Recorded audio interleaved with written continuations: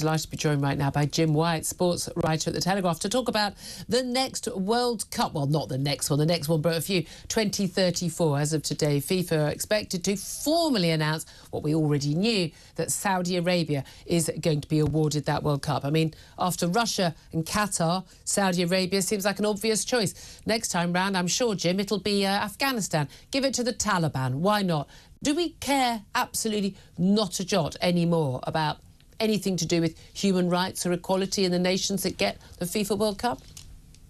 It is quite extraordinary, this, Julia. I just wanted to talk about someone called Salma Al-Shabab, who was gained a PhD at Leeds University, and she won't be watching the World Cup final in 2034 because in 2021 she was sentenced to 35 years in prison. She's in a prison in Riyadh until 2056. Her crime, do you want to know what it was?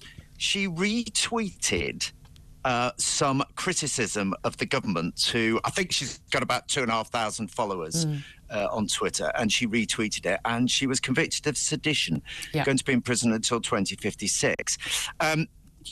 You could say she was lucky because up so far this year, according to Middle Eastern Eye, 213 people have been executed in Saudi. Yeah, I mean, this is the thing. I mean, they're not executed for... No, they're not executed for heinous crimes, which maybe people might understand, but for simply standing up to the government, wanting some basic rights. We have seen a lot of changes in recent years in Saudi Arabia under this Crown Prince Mohammed bin Salman, who's been sort of welcomed into sort of the international community, despite him ordering a journalist to be brutally murdered and his body dismembered only a few years back. Apparently, we were forgetting about that. But the thing I find so shocking about this, and it was the same with Qatar. Look, Russia, again, murderous, tyrannical dictator in charge of that country. But I grew up in the era, I was at uni in the era when we were sort of singing, Free Nelson Mandela.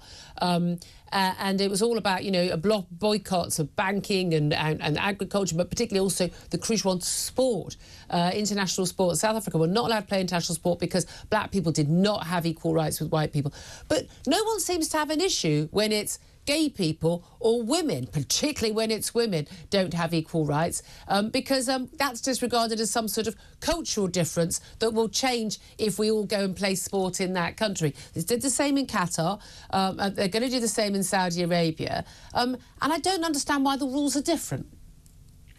It is quite extraordinary, this, Julia. I mean, there's the FA, the Football Association of England, getting in a terrible fury because somebody wrote a Christian message on a gay armband, and yet they are silent about this. They are not saying anything about the fact that there's not even a vote in FIFA's governing body. The only FA who are making any fuss about this so far are the Norwegians. And hats off to them for actually saying something about this. Look, we know precisely why it's going there, Julie. You've said it already. Money. Yeah, but that's it. Everyone knows, like Qatar and Russia, they bought the World Cup. As I've always said, I don't know why we ever bid for these things. I don't know why we don't just hand over the big suitcases of cash that we're supposed to. We're just rubbish at corruption and rubbish at bribery like we are at everything else internationally these days. But that's what happens. There is no doubt at all in anyone's mind that this is all about the biggest money talks. But this is the thing. I'm all for bringing nations into, civilised world in terms of our values, Western values.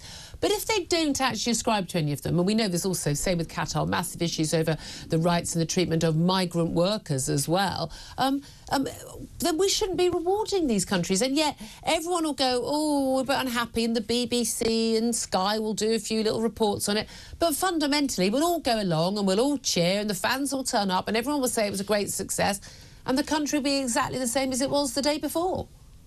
And I hope they all enjoy the FIFA executives staying in the Ritz-Carlton Hotel in Riyadh, which was the place where 400 critics of Mohammed bin Salman were rounded up back in 2017 and basically robbed. They were accused of corruption, accused of sedition, and were basically told, hand over your cash or you're going to be executed. Yeah, it's simple as that. Most of them are handed over the gas. But by all means, I mean, you know, why shouldn't our Prime Minister go and invite the man in charge of who actually did that, the Crown Prince, to come and watch the footy with him at the Emirates Stadium? I mean, that's the terror. That's the situation we're in. It's an absolute shame. It really is. Jim White, thank you for joining us. He's sports writer at Telegraph. Really quick word from Benedict Spencer on this. The hypocrisy is outrageous. First and foremost, the Hilton thing. They were not just critics. They were members of the royal family, and they were on the take. No, I'm sorry, they were. There is also, I'm sorry, there is also an element of sort of slamming the door after the horse has bolted. Saudi Arabia, the Public Investment Fund, owns Newcastle United. It also owns part of Chelsea, which people just don't talk about. We have been accepting money into this country for a very long time. Well, the Prime Minister wants more of it. Well, exactly. If you want to take these people's money, actually, they are going to do this sort of thing. And, you know, the other thing, of course, you know, you mentioned Russia and Qatar have already done this. South Africa, basically a failed state, was also allowed to have the World Cup for optics reasons. No, I think there was a good reason for that. No, it's a failed state. It's a failed state, and it was to massage the reputation of the regime. But ultimately, Saudi Arabia is too important a country to ignore. You don't like these countries, fine. These are the ones you cannot like them. You can do trade with them. You can sell them weapons, but you don't necessarily need to give them, award them these things. But we know it's all money talking. Of course.